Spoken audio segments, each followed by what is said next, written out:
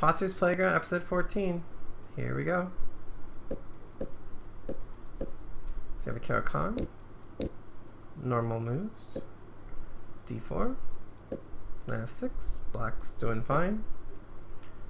Bishop g4, because he wants to play e6, but he wants to have his bishop out first, so it makes sense. Bishop e2. E6. Okay, everything is okay so far. Black develops his pieces quite normally. He has 2 center pawns, white only has 1. Black's doing fine. Half open c file versus half open e file. Knight g1. Okay. So what was the point of knight g1?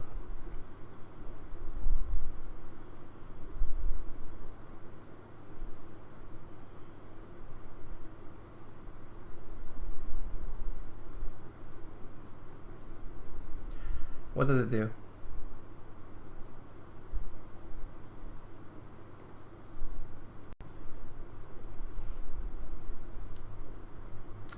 Right. So the only thing that this move does is it creates a 1-move threat, right? So this move is a very bad move because it's moving the knight back to the home square when it was perfectly fine developed on the f3. But it creates a threat that's very easily parried. All black has to do is move the bishop or take the bishop. And black should be more than fine here if he just, plays bishop takes, knight takes, and then bishop d, knight c6, and black's doing fantastic here. So, again, I mean, I know that most of you guys probably wouldn't even think of a move like knight g1, but in general, the point I want to make is don't make a move just to create a threat, especially if it weakens your position somehow. And it's clear that knight g1 does nothing positive for white's position. So okay, so black simply moves his bishop. Oh, wait a minute. Okay, so unfortunately for black, now white's actually fully justified because for some unknown reason he missed what knight g1 was doing. I mean, if your opponent's playing a move like knight g1, you have to ask yourself, what in the world is it doing? So, so black needs to be more alert in this situation. Yeah, I mean, in general, Stag, you want to exchange these bishops because this bishop is your bad bishop because of these pawns. So, I mean, bishop f5 is fine, but trading is not a bad thing, really. So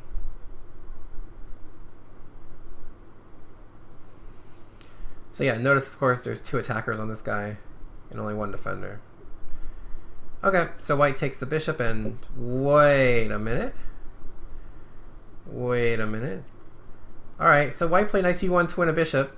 Black hung the bishop, and white said, no, I don't want to take it. I just want to play h3. Okay, I have no idea why he played h3 when he played knight g1. Like, I don't understand that move at all.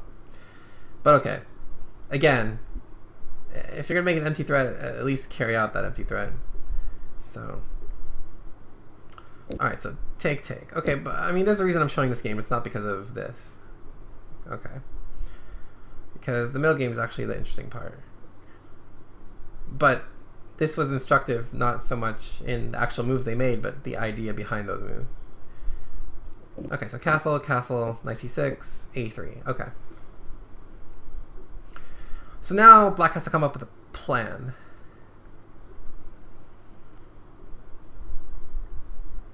What should black's plan be, and what moves should black be making here? Because this is a typical middle game position in which, it's not immediately clear what black should do. Right? I mean, his pieces are pretty much optimally placed. I mean, his minor pieces at least. So what could black try here?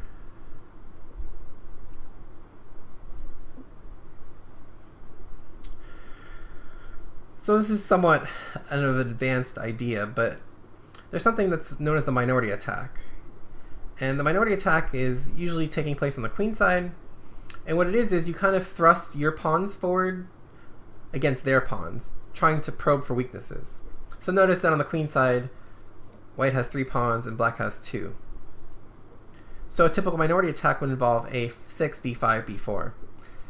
And in that way, you kind of open up the b line for your pieces, get a square for your knight on b4 potentially, maybe probe for a weakness on the c file. It seems kind of counterintuitive, but it's often the case that you can actually probe for weaknesses more easily when you have the pawn minority. So that's one idea. Another idea, which is more geometric, is simply to establish some sort of battery on this diagonal. So for it to be most effective, you'd probably want to lead with your queen. So an idea of like bishop c7 and queen d6 might make sense at some point. Not necessarily right away, because white could always respond to bishop f4, but something like that. Also, I guess this board is becoming a little too colored, but another idea that black could have is simply just to occupy the c file with a rook, because this rook on a8 is not doing much, but on c8 at least you're exerting some pressure on this open file. If this knight moves, this pawn on c2 might become a target. But notice that black wouldn't want to play a move like, say, e5, because all that does is after an exchange just isolates his d5 pawn. So that might look attractive, but notice that this move e5 doesn't actually free anything, because there's no bishop to free, and it actually just creates a weakness on d5. So again, there's no one correct answer here, but flexibility is good. So a move like a6 actually makes a lot of sense, because you're kind of preparing the idea of playing b5, but also you're preparing this bishop c7, queen d6 type idea, and you're stopping a knight from going to b5 and forking your bishop and queen. So whereas white's a3 move doesn't make much sense, black's a6 move would make a lot of sense. Because again, white shouldn't be wanting to necessarily play on the queen side, because his half open file is the e file. So white should be actually trying to play on the king side. But okay, so in this position, black played bishop c7, which is not a bad move. But again, he should have one of those ideas in mind. Okay, so bishop d5, queen d6, okay. So he's kind of being very brute force about it. But unfortunately, white can just defend it very easily. So again, be careful about, making these one move threats that can be parried easily. So, white could play g3 if he really wanted to, but bishop f4 seems to make more sense. So white played bishop f4, queen d7, take. Okay. So now there's only knights left on the board. Both sets of bishops have been traded.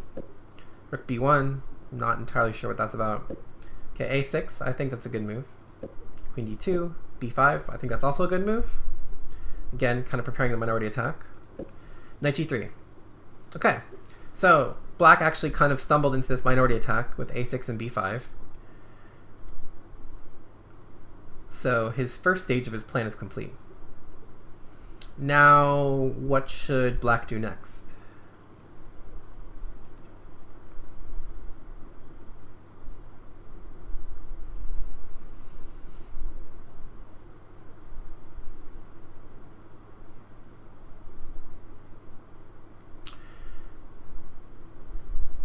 So yeah, pretty simple idea is to play knight a5, knight c4, and either rook a c8 or rook f c8. But the idea is that if you get that configuration, you're actually threatening this move, knight takes b2. So, say like rook f c8, rook fe1, knight a5, I don't know, say knight e2, knight c4. Well, I guess not knight e2, but say knight f1 or something to go to e3. Knight c4, queen d3.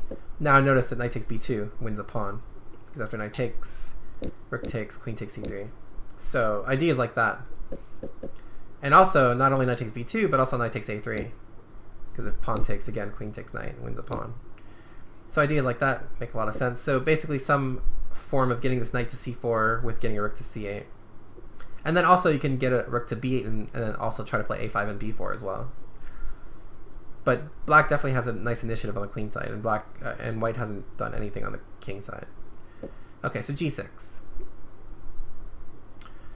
So this move is actually a huge waste of tempo. Huge waste of tempo. Because what is black fearing in this position? I mean, this knight can't come anywhere important. Queen g5 doesn't even threaten a threat. And there's really no reason to make a weakening move of the king like g6. Because, I mean, black wants to play on the queen side. There's no reason to play a move like g6. So I'm not sure exactly what black was fearing here, but there's definitely some sort of ghost in his brain, because I don't see any reason to play this move g6. I mean, maybe he thought that after knight g3 he wanted to kind of dominate the knight. But notice that he's already kind of dominating the knight anyway with the knight and the pawn. So he didn't really need another pawn to kind of double defend. Carrying on with his own plan would have been correct. But it's a fine balance, because oftentimes it is correct to kind of take a couple of moves out from your own plan and stop your opponent's plan. But here it's simply uncalled for. So g6, knight e2. Okay, rook a8, kind of back on track. c3. Knight a5, heading for c4 or b3, which is good. Okay, knight c1. So now, notice how black has already formed a weakness on white's queen side, because this pawn structure leaves the light squares particularly weak. So now black can infiltrate with maybe like a queen c4, a knight b3, maybe a5, a4 to fix the pawns, or maybe even a5, b4 to kind of just break it open and use the c-file to your advantage. So knight c4 is reasonable. Queen e2, rook e8. And now if you notice, every one of black's pieces is better than every one of white's pieces. The rooks are better, the knights are better, the queen's probably better. And so black is going to try to take advantage of this by playing e5 at an opportune moment and getting an open e-file for himself. And he's not so worried about this isolated d-pawn, because he knows that his pieces are going to be, the activity of his pieces is going to more than compensate for any structural weakness. And notice that even with this isolated pawn on d5, it should be fairly easy, if black times it right, to play d4 and exchange this pawn for this pawn. So black actually hits upon a fairly decent idea here. So he kind of switches plans from the queen side and tries to go into the center. So it makes a lot of sense, actually. Okay, so knight d3, trying to stop e5. Knight d7, hitting e5 again. He could have played e5 right away, because, I mean, he has 3 defenders. And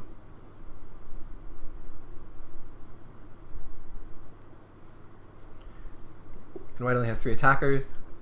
But okay, he wants to super guard it. And now e5.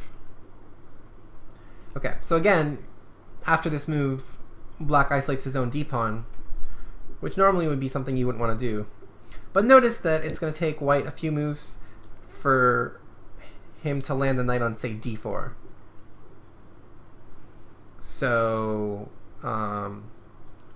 if white was able to land the knight on d4, say, immediately, it might be a bit stronger for white, but since his knights are kind of misplaced, this is good for black. Yeah, so if white had played f4 here, oops, f4 here, notice that now you're creating weaknesses all over the place. Right, so now this is a problem, and now your dark squares around your king side are also a problem. So now black could kind of reroute again, and then bring his knights over to e4, and plant a knight on e4, and then go back to the queen side plan. So always be careful about stopping one plan, but setting in motion another. Okay, so he played e5, take, queen c2. Okay. Now, a little bit tricky question. What should black do here?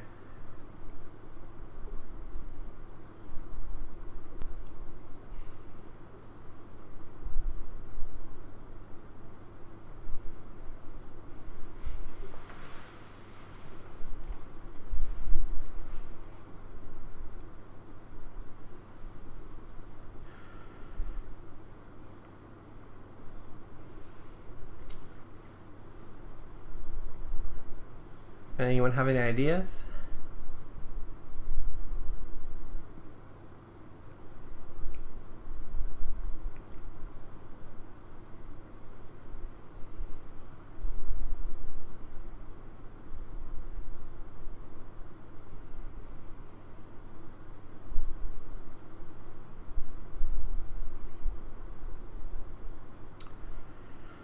So it turns out that we can use some hidden tactics in this position.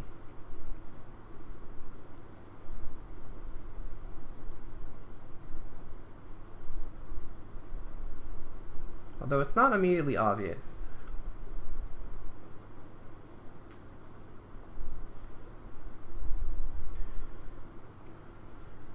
So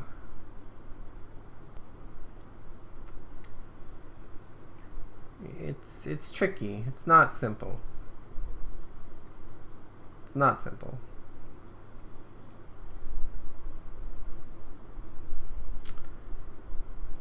But the idea is that you should notice that there's a certain configuration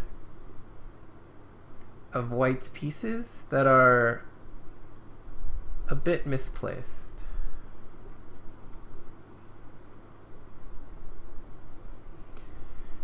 And it turns out that you can actually take advantage of the fact that these guys can be attacked by a knight on this square. So the right move order is simply to take on d3, and now to play queen f4.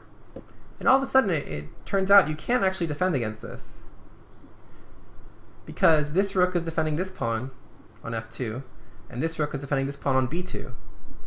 So if this rook on f moves, queen takes f2. If this rook on b moves, knight takes b2. And if neither rook moves, knight d2 forks them. So this probably wins at least a pawn, because you'll still remain with a very pleasant position afterwards. Because notice after queen takes f2, g3 is hanging. After knight takes b2, c3 is hanging. So it's kind of a hidden tactic, but it's really the only one that works. All of the ideas with knight e3 or knight a3 don't quite work. So I don't blame black for missing it. He plays king g7. Okay, I mean, if he was going to make a kind of like a waiting move, I would have preferred something like doubling the rooks on the e-file, because it's clear that the e-file is going to be the theater of action now, and having pieces lined up on the c-file is not as important because of this pawn on c3. But okay, so king g7, knight e2, and now an idea of simply taking on d3 and rook e4. And again, notice you can't take on d5 because e2 hangs, and simply doubling on the e-file, which is why rook e7 would have been good originally. But okay, so he takes on d3, which is good, and he plays queen e5. Okay, so this is actually not a bad move either. The only reason why I think rook e4 is slightly preferable is simply because you want to lead with your rooks rather than leading with your queen on the e-file. But this is also good because, again, black has full control of the e-file, which is the only open file. And again, this pawn weakness is not as important because black's pieces are very active. Okay, so knight d4.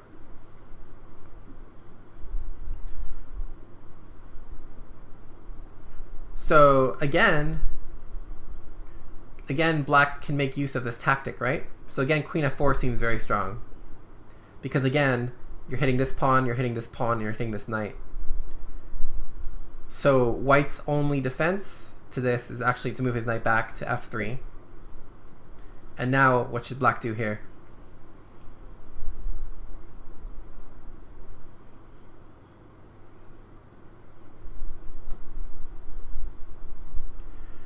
Well, now black wants to offer an exchange of knights because he controls the e-file. So after knight takes e5, rook takes e5, now black's going to simply double the e-file, and black should be better in this endgame. Okay. So let's see what our Patzer played. Okay, he played queen f4. Interesting. Very good. So I don't know if he actually saw the tactic, but queen f4 was a very good move. Okay, g3.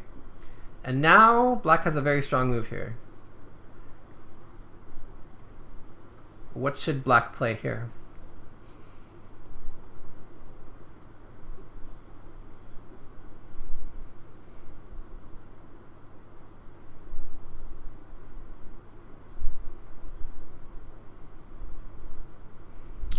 Yeah, now simply queen d2. So the point is obviously if takes, wins an exchange. So white would have to play a move like queen f3, hitting this. So knight b2, queen d5. And now, an important move. Notice that white has a very, very, very dire threat of this, knight f5, which wins our queen. So we have no time for like rook takes c3, for example, because knight f5 loses our queen. But if we play this very calm move, king g8, just to get out of this, then after queen f3, queen d3,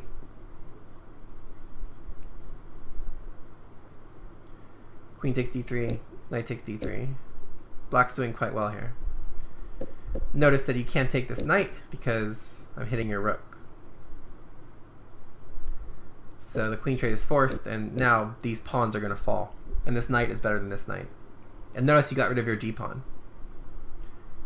And in exchange you got this b-pawn, which isolated both of white's pawns. So black's doing quite well there. But notice again that having played this move king g7 was actually hurting black, not helping black. So if this king were on g8 to begin with, black would even have had that much better of a game. So be careful about, kind of activating your king a little too early, because sometimes it can actually be a hindrance, not a benefit. And as you see in this line, it actually was a hindrance. Okay. But instead, after g3, check. Queen e4. Okay, so not nearly as strong, but black should still be better, I think. Queen takes. Okay, so how should black recapture? So this is a little tricky, because both moves have their merits.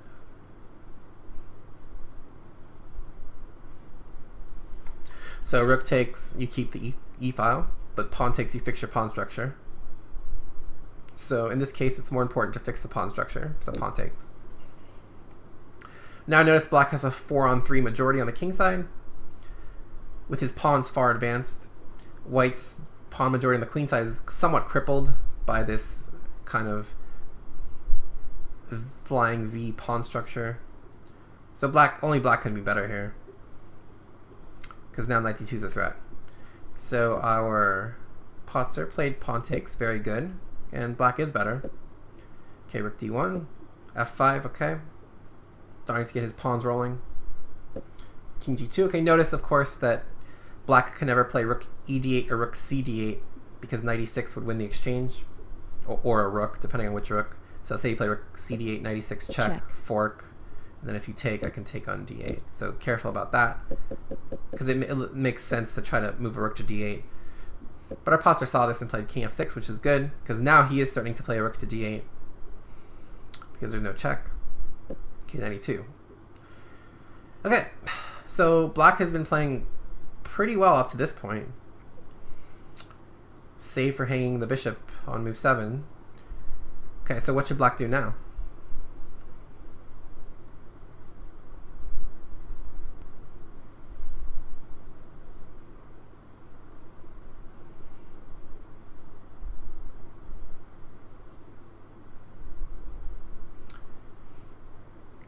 So here, black should contest the d-file with rook cd8. And where is this knight going? Where is that knight going?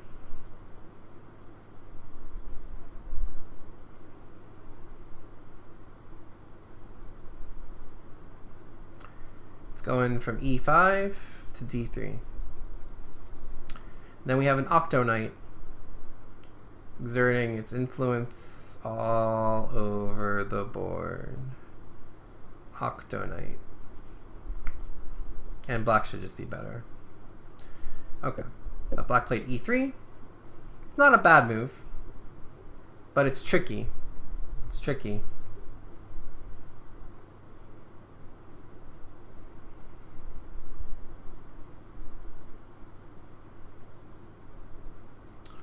So, for example, at b3, knight d2, rook b2, knight e4, f takes e3, knight takes e3, and black's better, but after e3, white played f4, rook d8, b3. Okay, so what should black play here?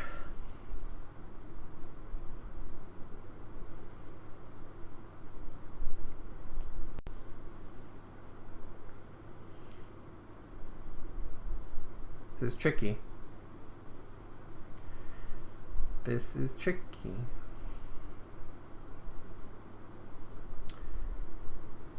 Is it a free pawn though? Is it? That's the question.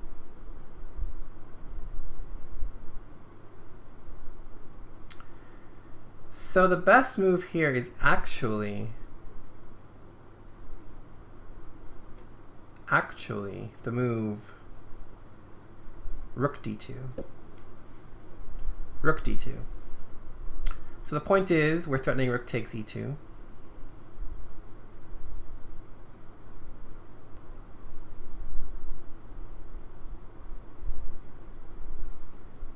So if you take the knight, we take. Check. King here. And simply take. And this should be almost winning for black. This passed pawn is super strong. And this rook on the 7th is great. And if rook takes rook, take back with the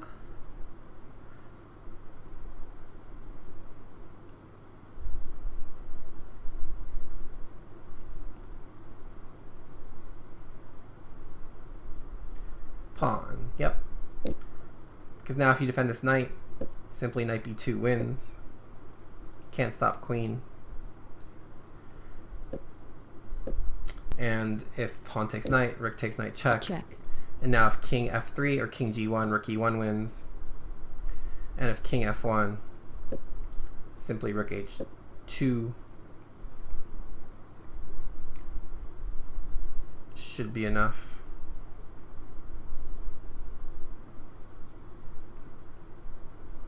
King g1. Actually, maybe this is actually the way to do it. Check. Just do this. Check. And I think you can win this pawn by force. So like king here, king here, king here, king here, and your idea is you just want to go here.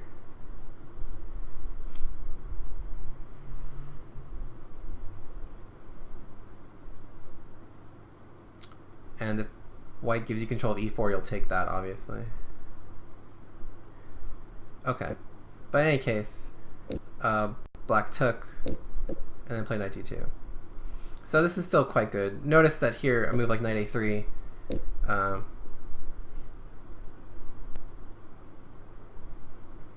white could play like rook d6 Check. here, rook e6, and then rook d7. And this is still tricky because like king f1 and knight d4, and this rook is a bit stuck, and this knight really has no place to go.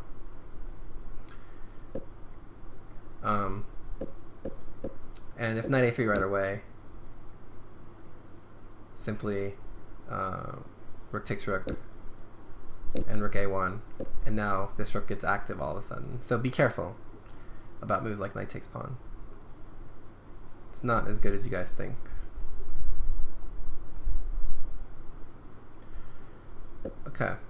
Okay, so take, and knight d2. Okay, so this is okay. Still okay for black. b4. Okay. So now notice how white's pawn structure looks very suspect. And these light squares are very weak. So how does black win here?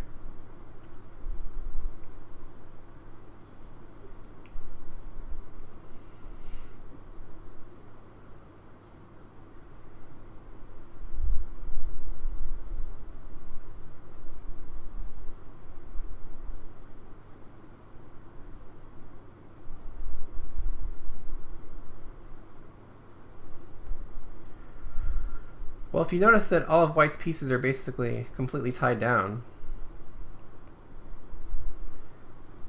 all you have to do is notice this king can't go forward. This rook can't do anything productive because the knight blocks its only open file. This knight, I mean, can go here, but nowhere after that. So all black has to do is just march his king in. So king e6, king d5, king c4, king b3. And there's really not a single thing, or king d3, depending on where this knight is. And there's not a single thing white can do. Not a single thing. Because again, this king cannot move to the f file. So just simply get the king in on the light squares and white can't do a single thing about it. But instead, rook e6, knight d4, rook e4, rook e1, g5. Okay, now, unfortunately, this morphs into a draw. Because after take, knight f3 check. Take, rook d1, rook e2, king f3, rook h2. It's pretty much a draw. So king g6, I'm not sure why he didn't take, because now this pawn is just a free pawn. So black had to take there. And now all of a sudden black is in danger of being worse. So black has to play a move like f4 here. So f4, gf4, rook f4, rook e3, and rook h4. And probably hold the draw because these pawns are kind of stopped by this one. So even after like rook e6 and rook a6, should probably still be a draw because this pawn is fairly strong. And you can possibly create some threats on the king, but after h6, now all of a sudden white's just up a pawn, and this pawn is actually a goner. White simply plays knight c2 and knight e3. So take. Check. Okay, now he's just losing 3 pawns. Now all of a sudden, down 3 pawns with no compensation. So knight b3, now his knight's going to get trapped pretty soon. Check. Okay, now his knight is trapped. Notice that simply king d1, king c2 wins the knight. Check. So king d2 to stop knight d3. Check. And king c2. Check. And king b2. And after knight b3, black resigned. So black put up an amazing fight for the first 35, 40 moves. And was winning multiple times, but just didn't bring his final piece into the game, unfortunately.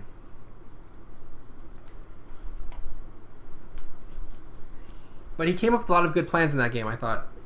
I thought the idea of knight a5 to c4 was strong. Then the idea of, playing e5 was unconventional, but I thought it was actually a great idea. And he even saw queen f4, just never got a chance to play knight d2, so.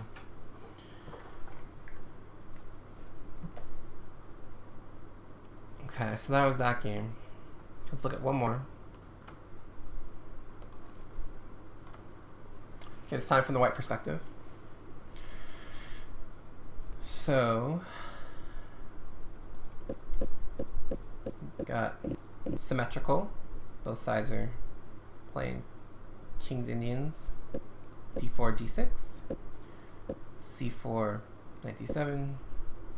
Knight c3, e5. Bishop g5, h6. Take, and queen d2. Okay. So what is white's threat here?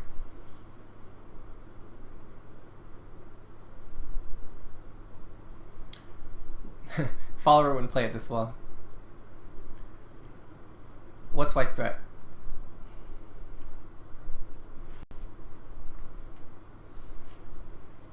Well, it's actually a King's Indian fianchetto, actually, not a Catalan.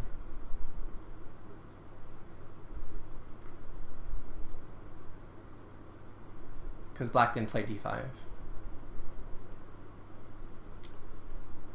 So what is white's threat?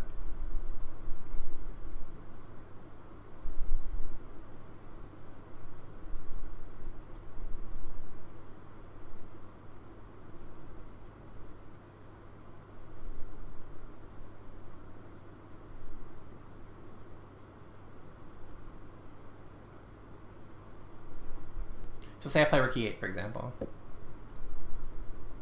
Like kind of like a nothing move. What was white's threat?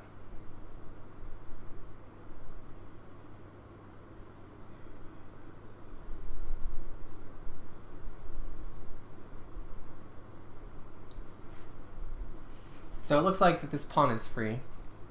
Question is there a reason that we can't take it, or is it okay to take?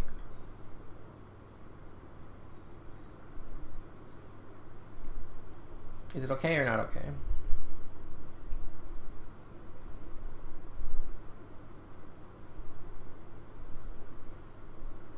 Turns out it's actually not okay.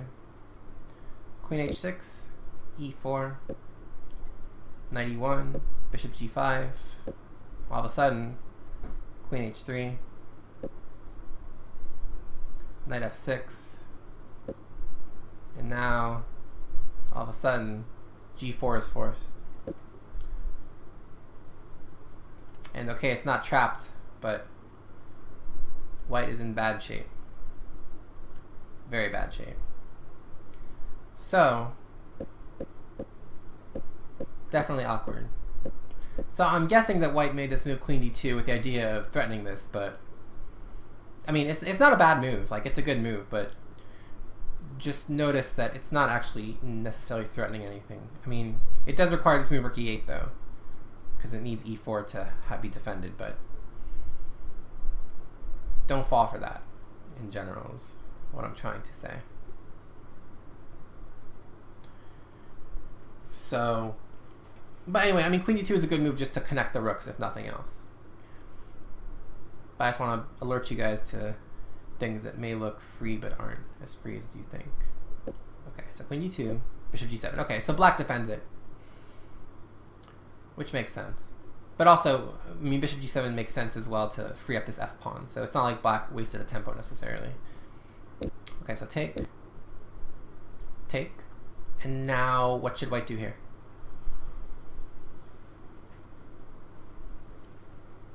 That wasn't really a ghost. I mean, like I said, if black didn't play rook e8, I mean, queen takes h6 was sort of like a quasi-threat. So pretty much these pieces are kind of in their optimal positions. Which pieces have we not developed yet?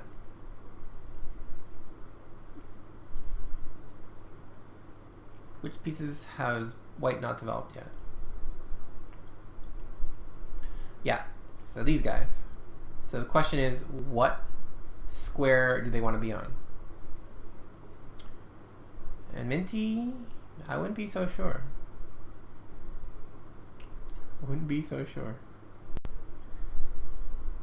Yep, Zwish is right. So the right answer is rook f d1, not rook a d1. Because you want your other rook to be on c1. But Minty's move is certainly better than what our hero played, which is e4. So, I noticed that a couple of you guys said you want to play e4. This move is a very, very, very bad positional move. Why? Why? Remember, whenever you move a pawn, especially when you move it 2 squares forward, you have to be very careful because all of a sudden, squares that you thought you had control over, you no longer have control over. So it does a couple of bad things. 1, blocks in this guy. 2, it gives up control of this square. So this knight can come in. And notice how black can defend this square on d5, kind of like the opposite square, because black can always play c6. So this move e4 is very anti-positional. Very anti-positional. So you should never want to make this move, you know, unless you absolutely have to. Never voluntarily, let's put it that way. Okay, so knight c5, rook f d1. So here black should probably just play a5 to secure this outpost on c5 and be slightly better. Bishop e6, b3, knight d7. I'm not entirely sure what black's doing here. He used his bishop on a square where his knight should have been. His bishop's kind of awkward on that square. Okay, knight e1, c6, knight c2, so white's kind of bringing it around as well. Queen e7, knight d5. Okay, so what do you guys think about this move?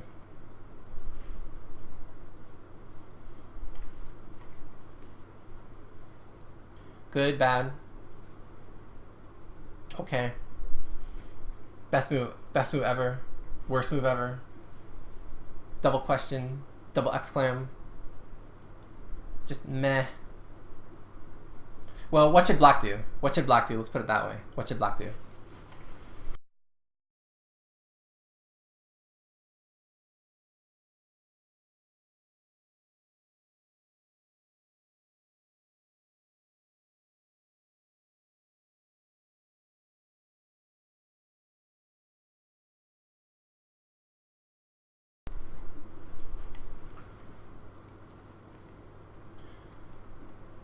So, turns out this move is meh. I mean, okay, so take, bishop g4, f3. Whoops, not bishop f3. f3, bishop h5, g4. Okay, so you win your piece back, obviously. So, and this would actually be okay for white, because protected passed pawn on d5, getting rid of the two bishops. So this would make sense. But the real question is, what happens after simply queen d8? And now, what have you done as white? Probably nothing, right? Probably nothing.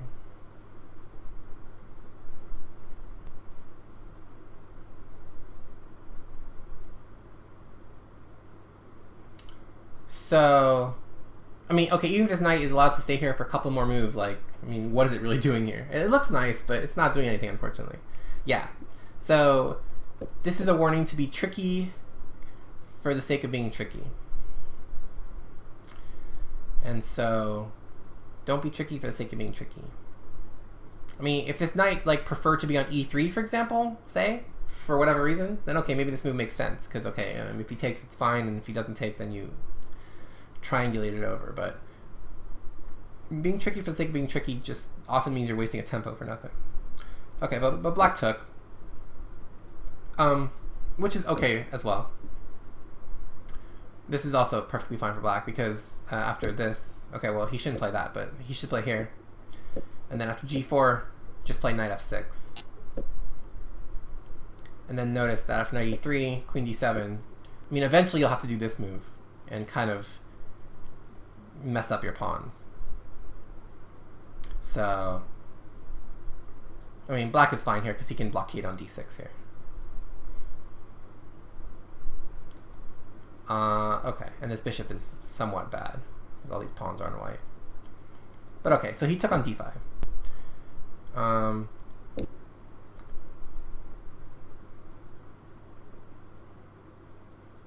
And now ed5. Okay. So white gives himself a passed pawn, which is good. Okay, so if you guys have tuned into the lessons on pawns, you guys would know what is the most important square to control when there's a passed pawn on the board.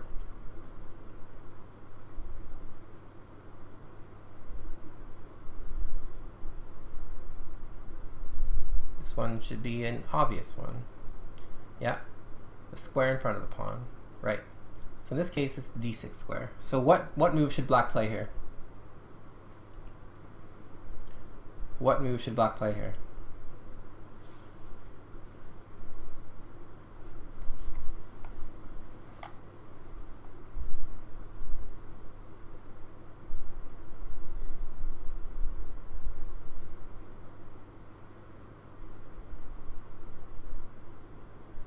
Okay, so it's actually imperative that you stop this, right?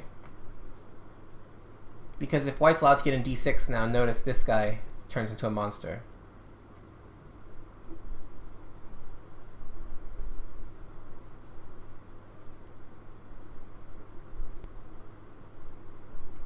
Okay, so black should play queen d6 here. And then what should white play?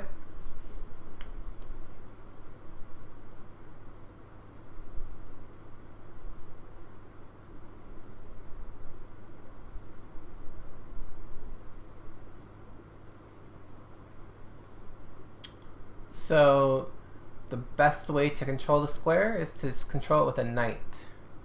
So what square can we control it from with a knight from? Well, we can control it from this one, or this one, or this one. Which one of these is the best? Well, this one's going to take us 4 moves to get to. This one's going to take us 2, but he can stop it.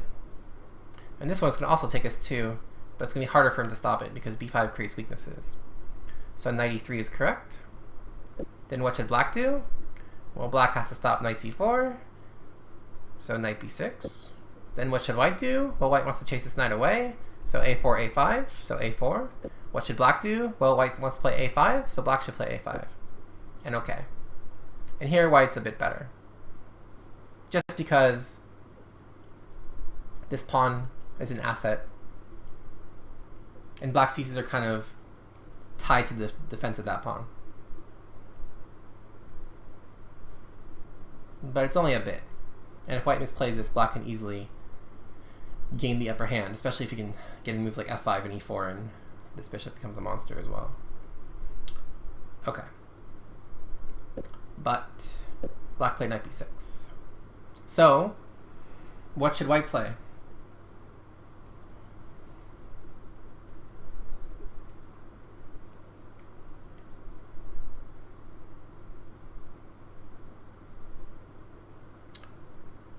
%, d6.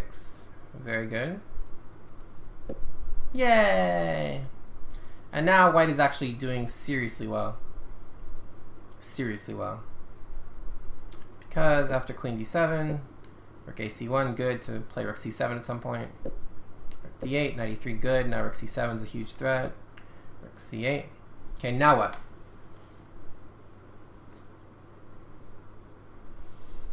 You predict white will lose. Remains to be seen.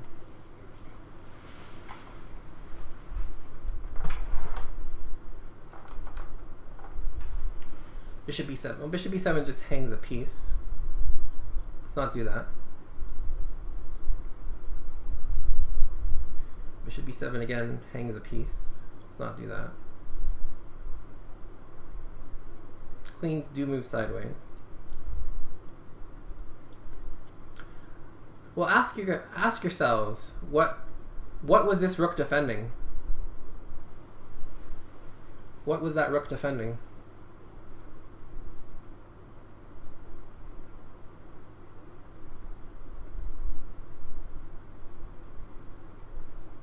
Yeah, queen a5. Okay, but why does it work? Can someone give me the variation why it works? Because it looks bad at first glance. But can someone figure out why it works?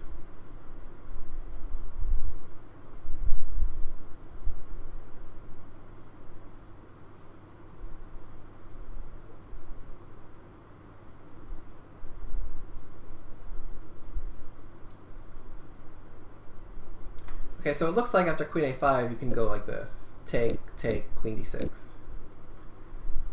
So what's the problem with all that jazz?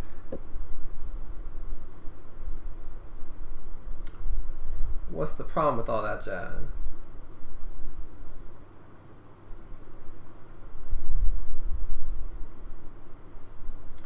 If queen f5 rook e8, then rook c7 just wins, right?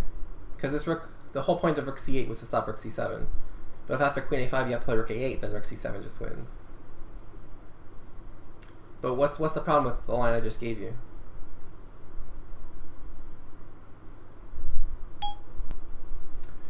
So the problem is actually black has sacrificed his queen. Because after queen a5, rook takes, queen takes d6, white plays rook d1. And now black's best move is actually to take on d1. Because if black plays a move like queen c7 or queen e7 or queen b8, the point is after take, check, take, this pawn on b7 falls as well, and simply a4, a5, a6, a7, a8 is completely unstoppable. So for black to have any sort of chance in this position, queen takes check, d1, knight takes d1, rook takes d1, bishop f1 is best. And true, white's better, but okay, maybe black can create some threats on the king, or maybe take a bunch of pawns. So, which is why queen a5 is good. Which is why queen a5 is good. But notice that if we can somehow win these a7 and b7 pawns, these two pawns are super fast, because the bishop controls the queening square. And this bishop is completely out of the game in terms of these stopping these pawns, because of this pawn. Okay. So white chose rook takes c8, knight takes c8, and knight c4. Okay, this is also okay.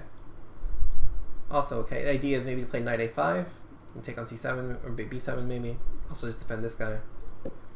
Okay, so now black plays b5. So chasing the knight away. So where should the knight go?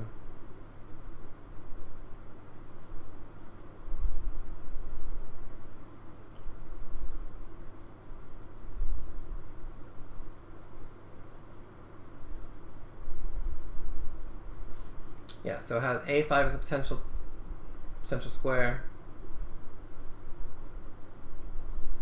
Knight e3 also makes sense. For sure.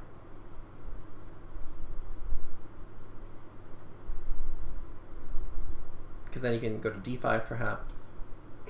But the answer is none of the above. Because queen a5 wins. Queen a5 wins. Why? Why does it win?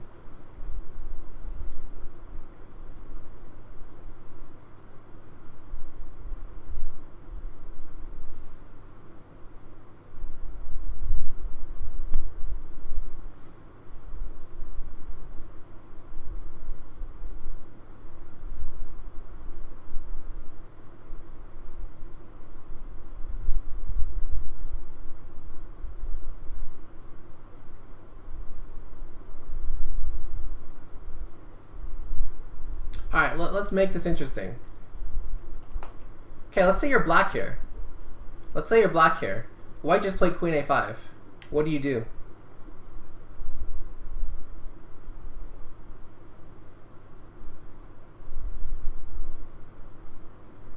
What should black do here?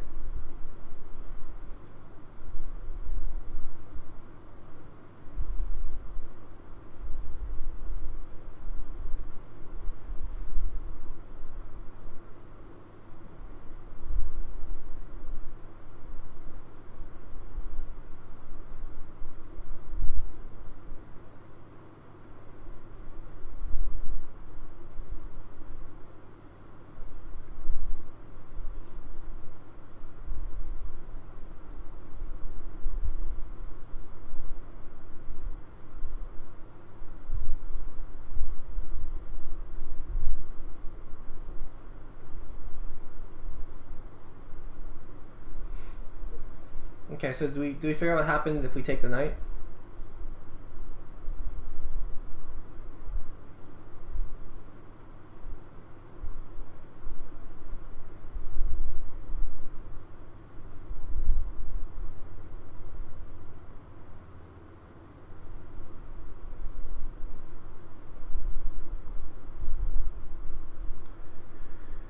Right.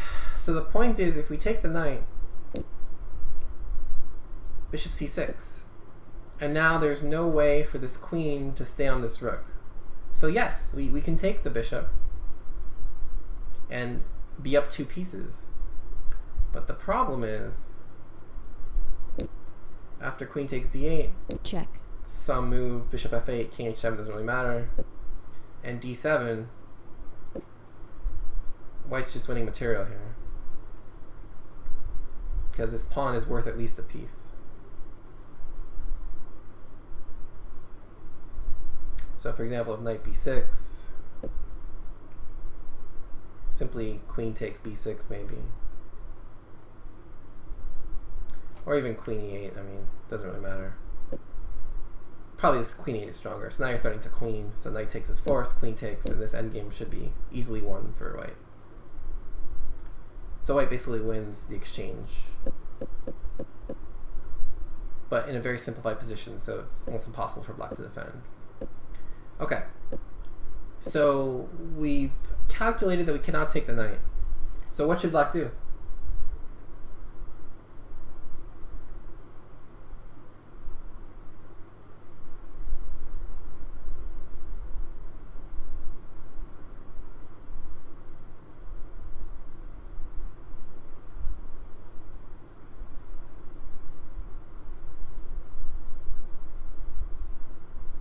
So how is the best way for black to defend here?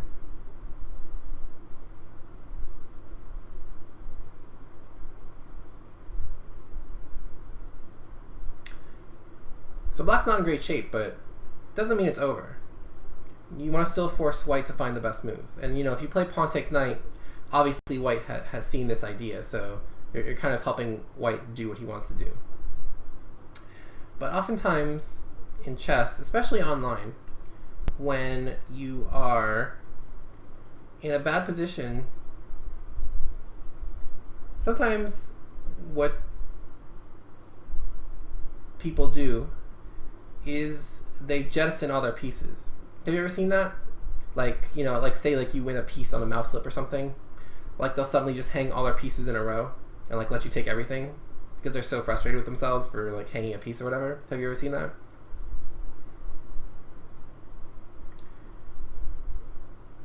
So I recommend you do the same thing. Jettison all your pieces. e4, right? So bishop takes e4. You say, well, at least I'm going to get something for it. Bishop c6. Now bishop c3. Now all of a sudden,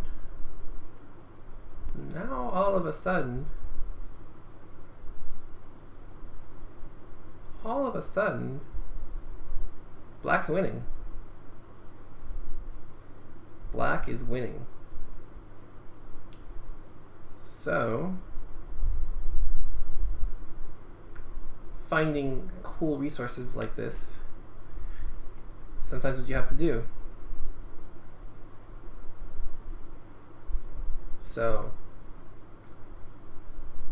white is still better, but white cannot play this. White has to simply play knight a3.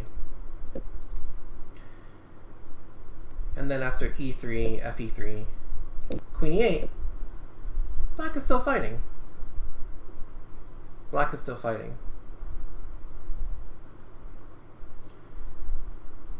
Because now we're threatening this, and we're threatening that. Okay. So it turns out that instead black did not realize what was about to happen and took. So white played the good bishop c6. Okay. Now, say you're black here. You took the knight. White slams down bishop c6. What should you do? Should you resign? Should you take on c6 and hope he mouse slips queen takes d8? Should you just jettison all your pieces? What should you do?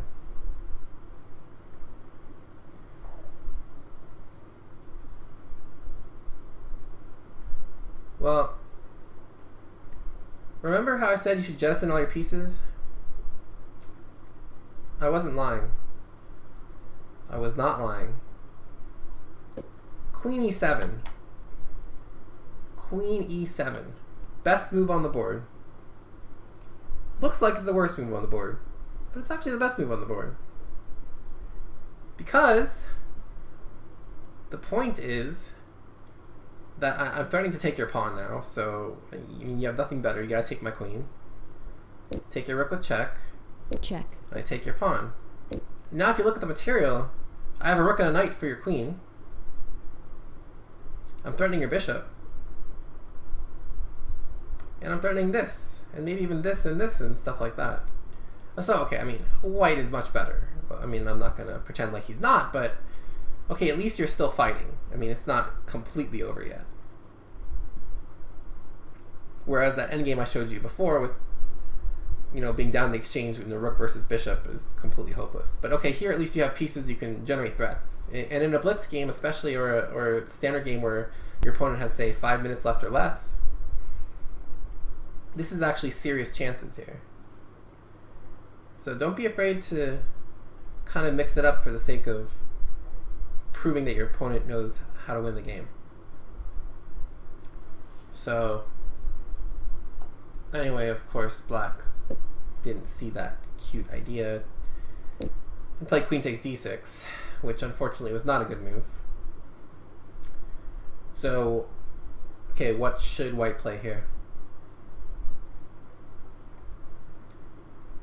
So he had the right idea, but the wrong execution. So what should white play? So notice that if white plays rook takes d6 here, after black plays rook takes d6, it's kind of a variation on the queen e7 idea. And yeah, I mean, again, white is much better, but black is still somehow fighting, maybe. Because notice after queen c7, you can maybe play check first, and then knight b6, and save the knight potentially. And it's not incredibly clear that you're completely winning yet, but the much simpler answer is simply to take on d8 check and use this x-ray. And so now, of course, queen takes d8 is forced. Rook takes d8. check. But now, at the end, we're forking the knight and the king. So when either the king moves or bishop blocks, we win a knight and we're up a full rook. And that's easier than any variation that rook takes d6 would give. So this is exactly what white did. Accurate to the end. And in this position, after queen takes d8, black resigned.